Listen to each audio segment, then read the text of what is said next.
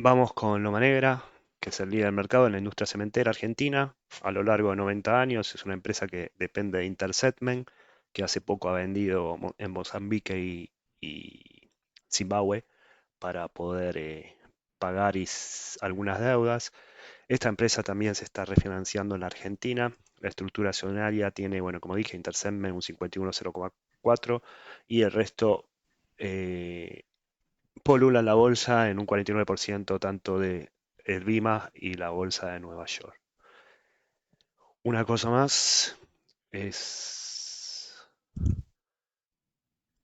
eh, en la nueva calificación de FIX-SR que se mantiene estable con AAA y dando los factores de riesgo que tiene la empresa son los siguientes, donde actúa, bueno, la empresa tiene una estacionalidad de la demanda que se centra principalmente entre los meses de agosto y noviembre. Por eso, cuando veamos los índices del INDEC, vamos a ver una pequeña alza de julio a agosto.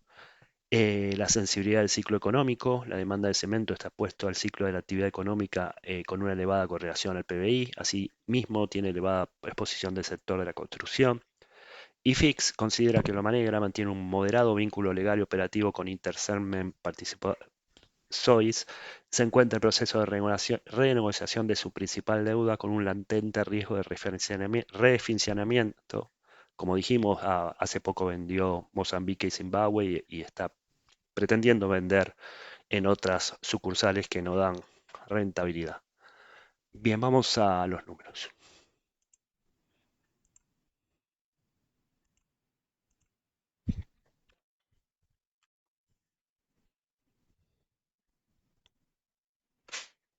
El ejercicio 2023 acumula un superávit de 19.485 millones de pesos. No, esto no es un 32% menor al 2022.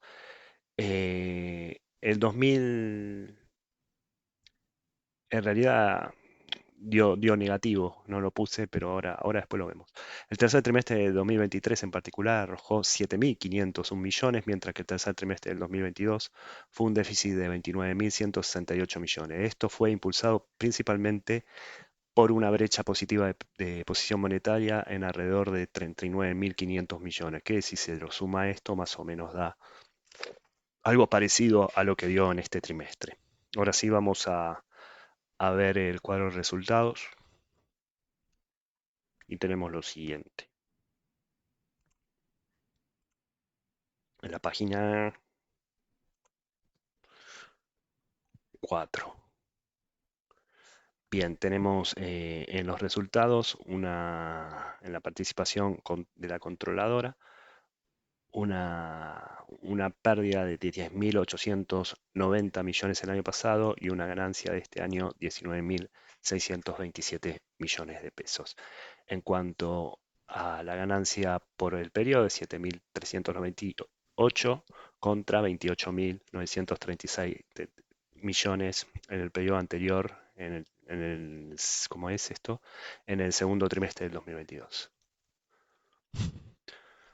Como puntos relevantes en la conference call, el CEO Sergio Feynman expone que la tendencia de la industria persiste un periodo de transición electoral que ya se definió en el día de ayer con la victoria de Milei, eh, y este periodo de transición electoral largo y la subsiguiente incertidumbre, el despacho sigue manteniendo volúmenes sólidos con un octubre similar al 2022. Después vamos a ver un cuadro que vemos que todos los meses a partir de marzo, a partir de abril, fueron menores que los mismos meses este año, es decir, menores que los mismos meses del año pasado.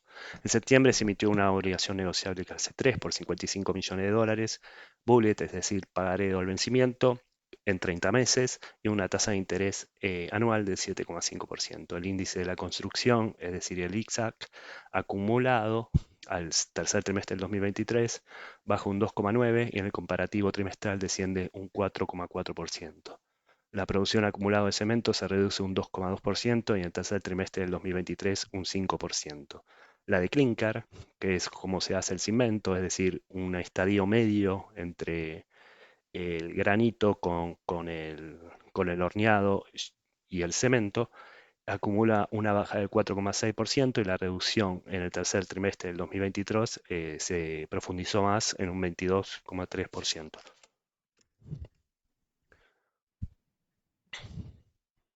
Bueno, yendo en algunos documentos a donde obtuve esta información, tenemos lo siguiente. Primero, la Asociación de Fabricantes de Cemento Portland, vemos que la producción de clinker ha bajado mucho en el tercer trimestre del 2023, un 22,3% comparado con el tercer trimestre del 2022. La producción de cemento ha bajado un 5%, comparado también en el comparativo. La bolsa granel, que después lo vamos a ver, es el 44,3 y el granel y 55,7 el bolsa. En un momento era 70-30, sobre todo en la pandemia cuando no había trabajos, cuando no había obras. El despacho de cemento ha bajado un 46% la exportación y en sí bajó un 5,4% si se compara a los terceros trimestres. Y para dar un vislumbre a octubre está en un 0,2 respecto a octubre del año anterior y en el acumulado baja un 1,6 el despacho de cemento. Viendo el índice de la construcción, baja un 4,5 en la variación interanual y en el acumulado del 2023 el sector de construcción baja un 2,9. Solo aumenta asfalto con un 1,6, cemento baja un 7,8, el Portland, y todo lo que es yeso, pisos y revestimientos, cerámicos, yeso, placas de yeso, baja más, en promedio del 11%. Los puestos de trabajo suben un 10,2, pero con tendencia a la baja, y la superficie autorizada para edificación baja un 12,8.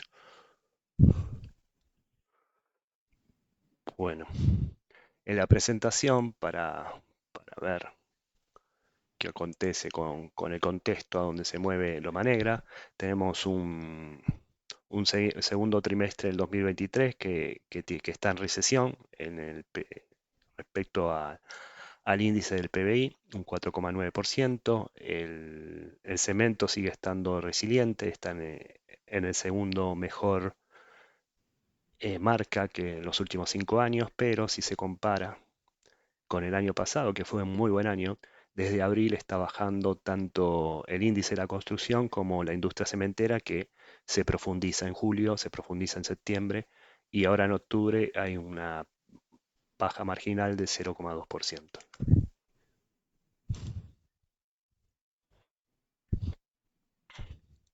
Bueno, los ingresos sumen 201,6 billones de pesos, bajando 4,4 interanual. Los costos de venta dan 158,4 billones de pesos, una baja del 1,1% por gestión eficiente de los insumos energéticos. Esto lo hablaron en la conference call, lo que se ha tenido unos buenos contratos de, ¿cómo se dice esto? Tanto de gas como de energía eléctrica, y se espera para el 2024 que los contratos sigan estando en promoción y bajando más, para ello, bueno, hacer más eficientes los costos, ¿no? A consecuencia de eso.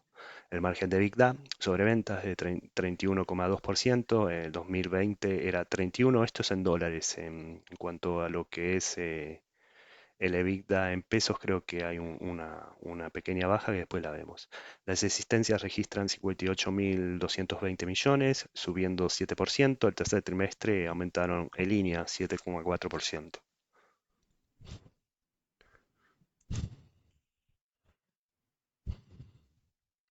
Bueno, viendo las existencias, me equivoqué.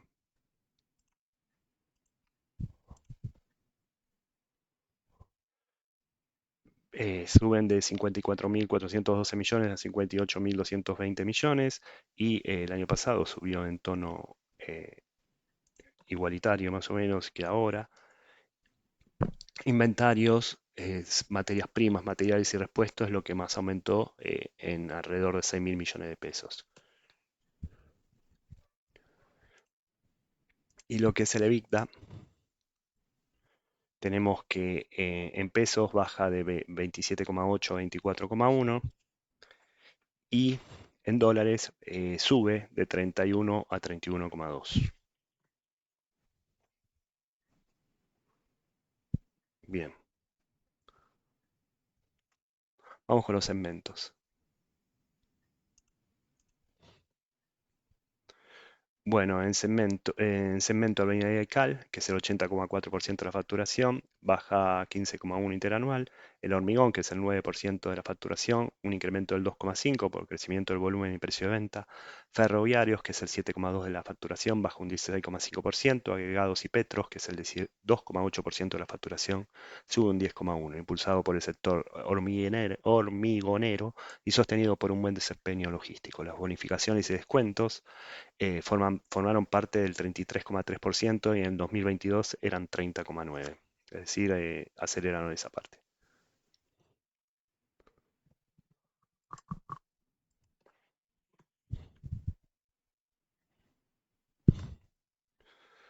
Bueno, viendo los ingresos por venta, no están aplicados, están a valores nominales y no reales, lo cual las variaciones que puse es con el cálculo del 138,3 de inflación interanual entre el 30 de septiembre del 2023 y el 2022. Y los resultados operativos, que es para ver cómo evoluciona todo esto, tenemos que ferroviario pasa de negativo a positivo, hormigón supera la inflación en aumento y agregados no.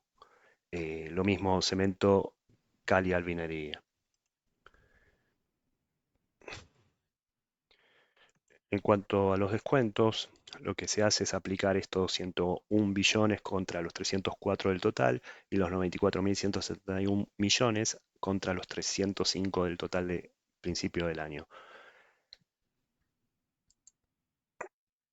Mm. Viendo la presentación y el tercer trimestre en particular, tenemos que el EBITDA, bueno, baja un 3,9%, se contrae el concreto, se contrae ferroviarios, se expande ferroviarios en 4,3%, se baja 7,38% agregados, que en un momento estaba negativo, pero bueno, ahora se paró todo, y cemento, que es el más importante, se expande un 2,5%.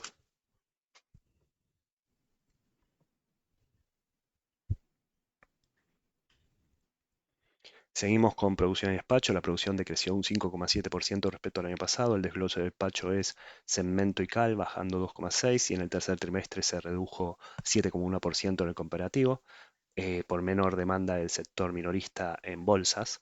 El hormigón sube 6,5, pero reduciéndose en el comparativo trimestral un 9,4 por postergación de proyecto y volatilidad debido al contexto, sobre todo electoral. El ferroviario baja 7% por estar enfrentando un mercado de transporte ralentizado por la sequía. Y los agregados suben un 9,7 por sólido desempeño logístico y productivo. Respecto al ferroviario, dijeron que están viendo si se postergan los contratos, tienen un 18 meses de contrato, lo que se encargaría el Estado, pero un Estado que ya no está, ¿no? Es en la manutención de las vías y todo, y que funcione el saneamiento y todo eso del tren, y lo que se cargaría a las empresas que usan el tren, o sea, Ferrocarril Sur, sería de los vagones y todo lo que tenga que ver con la máquina.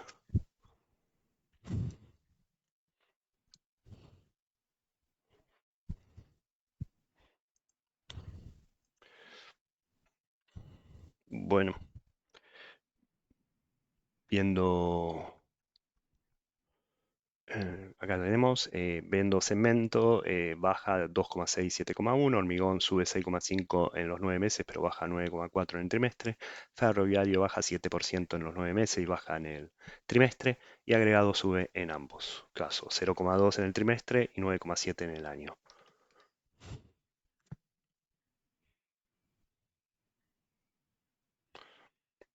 Los gastos por zona de naturaleza dan 155,4 billones, un ahorro del 3,7 interanual, sueldos y contribuciones, que es un 18,3% de la ponderación, sube un 1,2, combustibles sube un 2%, fletes bajan un 8,5 y conservación y mantenimiento, que es el 9,7% del peso de los gastos, suben un 8,9%.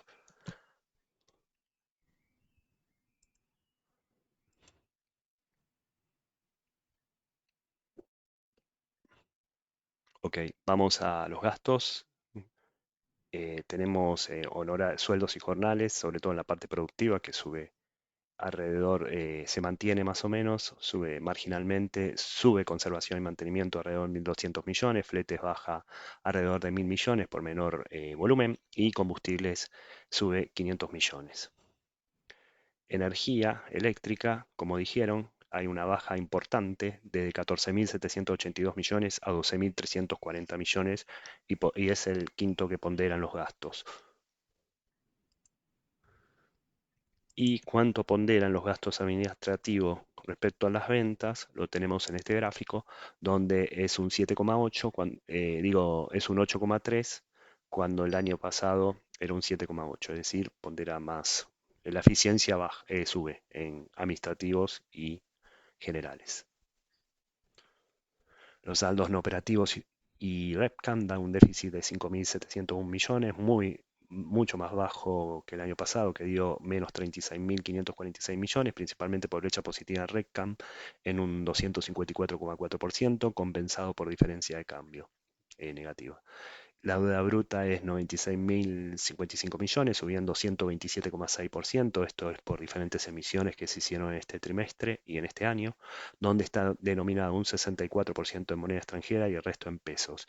Ha bajado la ponderación o el peso en moneda dólar respecto al trimestre anterior, que tenía un 80%. En cambio, la deuda sobre EBITDA ya está en casi 1, 0,97. Hace muy poco era negativa todo esto. Al tercer trimestre del 2022 era 0,54. El flujo de fondos, esto justamente por mucha emisión de obligaciones negociables, da 20.999 millones, siendo 153,2% mayor que el 2022, por ello.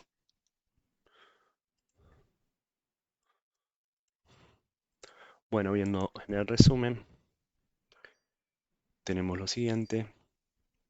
Si bien hay una diferencia de cambio da bastante, 20.000 millones negativo, hay una diferencia mucho más en diferencia de moneda extranjera que dan 30.000 millones y también un ahorro en egresos financieros, ¿no? De alrededor de 10.000 millones. Esto es por menos pago de intereses y revalorización de algunos activos financieros.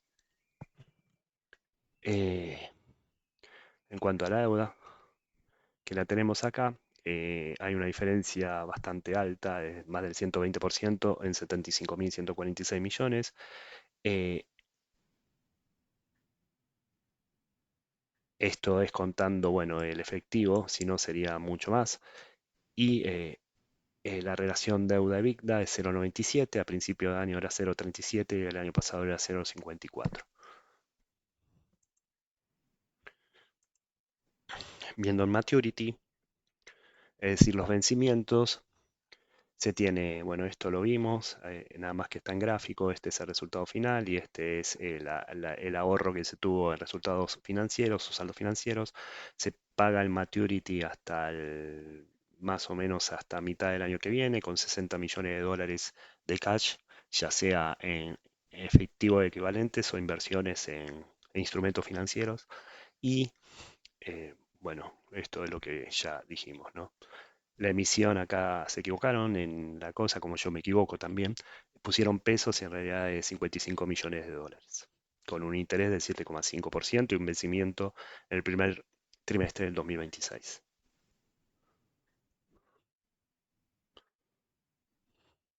Se espera una menor demanda de cemento para la última parte del 2023, aunque probablemente que se culmine este como el segundo mayor despacho de la historia. Esto dicho por el CEO. Se ha emitido una nueva obligación negociable clase 4 por 10 millones de dólares, vencimiento 30 meses, intereses 6% anual, es decir, que baja a los 7,5 del anterior.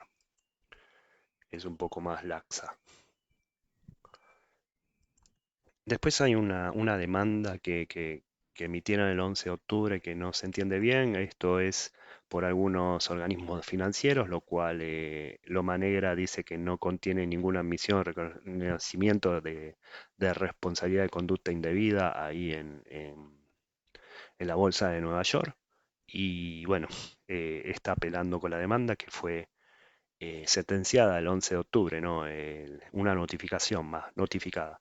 Y el 2 de noviembre emitió lo que dije de la emisión negociable, la obligación negociable clase 8, clase 4 en 10 millones de dólares.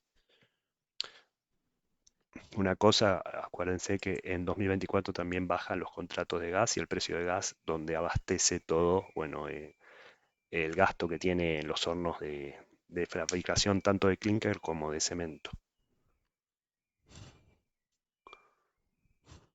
Y después está lo del INDEC,